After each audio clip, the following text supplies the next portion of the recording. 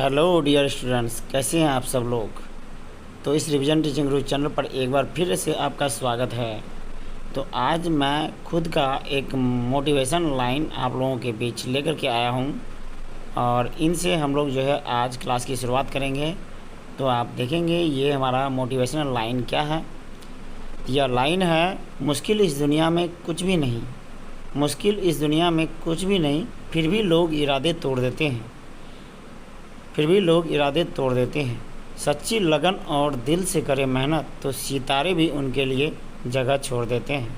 तो प्यारे बच्चों, यह बिल्कुल सही बात है कि दुनिया में मुश्किल कुछ भी नहीं है, लेकिन लोग इरादे तोड़ देते हैं। अगर आप सच्ची लगन और दिल से मेहनत करते हैं तो एक नंबर की जो सीट होती है ना, वो हमेशा खाली होती है, जो कि उसको भरने के लिए हमेशा कोई ना कोई सितारा आता रहता है।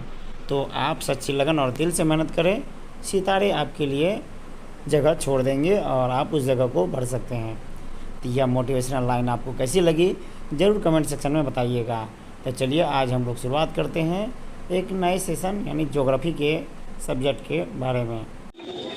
हेलो डियर स्टूडेंट्स, आज आप लोगों के बीच क्लास 10 का ज्योग्राफी हम लोग डिस्कस करने वाले हैं। ज्योग्राफी में जो चैप्टर 2 है आप लोगों का, चैप्टर नंबर 2 कृषि है। और इससे पहले हम लोग 1 यानी क्लास चैप्टर नंबर 1 का जो है 5 जो है क ख ग घ अंग तक हम लोग कवर कर चुके हैं। ये आपका जो चैप्टर है ये कृषि है और कृषि के बारे में आज हम लोग जानेंगे इस वीडियो के माध्यम से। तो आइए देखते हैं। इसमें सबसे पहले कृषि में क्या क्या है। कृषि में आप देख सकते हैं कि भारत की कृषि योग भूमि के प्रकार के बारे में अगर बात करें तो इन्हें 4 भागों में बांटा गया। कितने भागों में? 4 भागों में इन्हें बांटा गया। पहला भाग है आपका शुद्ध बोया गया भूमि। क्या है? पहला आपका है शुद्ध बोया गया भूमि। दूसरा है चालू या प्रति भूमि, चालू या प्रति भूमि। और तीसरा है आपका कृषि और योग्य भूमि, कृषि और योग भूमि। और चौथा में आपका अन्य भूमि आ जाएगा। तो इस प्रकार जो है भारत की कृषि योग भूमि के अलग अलग प्रकार है। भारत की कृषि योग भूमि के ये अलग अलग प्रकार है जो आपको याद रखने हैं। इसके अलावा और भी हम लोग आ जाते हैं कृषि के प्रकार के बारे में। अगर देखें कृषि कितने प्रकार के हैं, तो भारत में मुख्यतः 5 प्रकार की कृषि ज्यादातर प्रचलित है, ज्यादा फेमस है ना। ऐसे कृषि बहुत सारे प्रकार है, लेकिन 5 प्रकार ज्यादा इंपॉर्टेंट है। तो इसमें जो है पहला प्रकार हम लोग आते हैं। ये 5 प्रकार में कौन कौन है? तो पहला प्रकार आप देख सकते हैं जीवन निर्वाह खेती। कौन सा है? जीवन निर्वाह खेती। इस खेती में क्या होता है? जीवन निर्वाह खेती मतलब ये कम क्षेत्र में अपने खाने पीने के लिए किया गया खेती, और कुछ जो बच जाता है तो मान लीजिए नॉर्मली वो बेच भी सकता है। तो यानी कि जीवन निर्वाह, स्पेशली उसका जीवन का गुजारा चल जाए, उस ढंग की जो खेती होती है उसे जीवन निर्वाह खेती कहा जाता है। ठीक उसी प्रकार है स्थानांतरित खेती। कौन सी खेती? स्थानांतरित खेती। यह खेती काफी फेमस है, काफी प्रचलित है और इनके बारे में क्वेश्चन बहुत ज्यादा एग्जामों में आते हैं, है ना। स्थानांतरित खेती क्या होता है? तो स्थान बदलकर जंगलों को साफ कर खेती करना ही ये स्थानांतरित खेती कहलाता है। इसमें प्रमुख चावल की खेती सबसे ज्यादा होती है इसमें, और यह खेती बहुत सारे अलग अलग राज्यों में अलग अलग नाम से इस खेती को जाना जाता है ना। इस खेती के बारे में थोड़ा सा और मैं बता दूं स्थानांतरित खेती में। तो आप आइए यहाँ देखेंगे कि स्थानांतरित खेती का अलग अलग नाम है। बहुत जगह बहुत सारे राज्यों में इसका अलग अलग नाम से इसे पुकारा जाता है स्थानांतरित खेती को। तो उत्तर पूर्व वाले क्षेत्र में अगर आप जाएंगे तो असम एक ऐसा राज्य है जहाँ पे स्थानांतरित खेती को झूम खेती के नाम से जाना जाता है। किस नाम से? झूम खेती के नाम से। और ये बहुत सारे एग्जाम में क्वेश्चन बने भी हैं, बहुत सारे कॉम्पिटिटिव लेवल के एग्जाम में भी क्वेश्चन आए हैं, है ना। कह सकते हैं कि हम लोगों के एग्जाम जो बीपीएससी वगैरह में हम लोग भी जो जिस एग्जाम में बैठते हैं वहाँ भी इस टाइप के क्वेश्चन इनसे पूछे जाते हैं। तो आइए, अगर आप सोशल ज्योग्राफी वगैरह को अच्छे से आप पढ़ते हैं तो ये आपको आगे किसी भी कॉम्पिटिटिव एग्जाम में भी काम आने वाली है। तो सोशल का जो भी क्वेश्चंस वगैरह बनते हैं, ऑब्जेक्टिव वगैरह, इसे आप लोग बेहतर तरीके से पढ़ें, अच्छे से याद करने का प्रयास करें और दिमाग में रखने का प्रयास करें, जो आपको आगे किसी भी कॉम्पिटिटिव एग्जाम में काम आएगा। तो आइए इसके बाद देखिए आंध्र प्रदेश की बात करें। तो आंध्र प्रदेश राज्य में आपको इस खेती को कोडू के नाम से जाना जाता है। किस नाम से? कोडू के नाम से। और उड़ीसा अगर आप जाएंगे तो उड़ीसा में स्थानांतरित खेती को पामाडाबी कहा जाता है। क्या कहा जाता है? पामाडाबी। और केरल में अगर जाएंगे तो केरल में इसे कुमारी कहा जाता है। क्या कहता है? कुमारी। राजस्थान में इस खेती का नाम वालरे है। क्या है? वालरे राजस्थान में कहा जाता है। झारखंड में इस खेती का नाम कुरुल है। झारखंड में इस खेती का नाम क्या है? कुरुल। जबकि हिमालय क्षेत्र की बात करें, हिमालय क्षेत्र में इस खेती का नाम है खील। क्या है?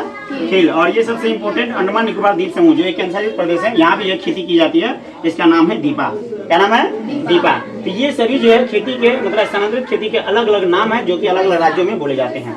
ठीक है, आइए और भी आगे हम लोग देखते हैं। तीसरा नंबर में है व्यापारिक खेती। कौन सी खेती?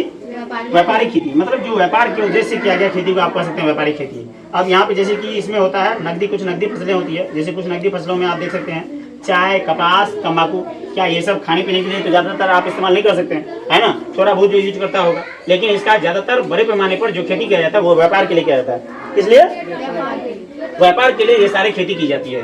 ठीक उसी प्रकार रोपण कृषि भी बहुत सारा रोपण कृषि होता है, जो भी ये भी व्यापार के लिए ही किया जाता है। इसमें आपको रबर की खेती, कहवा की खेती, कहवा मतलब कॉफी समझेंगे, कहवा मतलब कॉफी, और गन्ना की खेती और चाय की खेती, ये सारे खेती जो है ना आपको व्यापार के उद्देश्य के लिए ही किया जाता है।